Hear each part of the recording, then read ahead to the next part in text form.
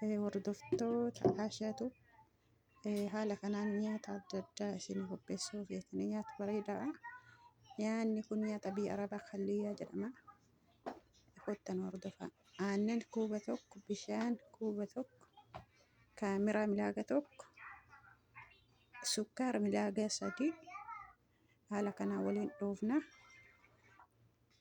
Bikin boodara zayitiidha. Sabaadiidha. Haala kanaatti naqxanii kun ammoo kalii tuffaati. Ittillee gootan ittillee godhuu baatti rakkoo qabu. Achi booda daagii gafinee daakutti goona.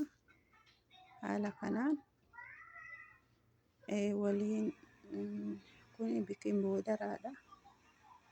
Akira irratti haala kanaan buuphaa isii boorasan adii irraa baaftanii kanatti itti gootanii seeraan mixxan jechuudha. Achi booda daqiiqa muraasaaf yoo qadaaddan ni bu'a. Booda haala kanaan godhuu eegaltan jechuudha. Isa kana haala adda addaa jubnaa, shokolaaxaa, taamiraan adda addaan godhuu dandeettanii waa isinitti toleen. Kun amma shokolaaxaa qopheeffanneerra jechuudha keessa kaa'uudhaaf. Haala kanaan ni marra. Haala kanaan achi booda aannanii fi killee boora qopheeffannee waliin dhoofna. Irra dibuudhaaf jechuudha. Haaluma argitan kanaan irra dibnee achi booda daqiiqa muraasan booda itti qadaannee achi booda foorana galchina jechuudha. Nyaata hedduu bareedaadha.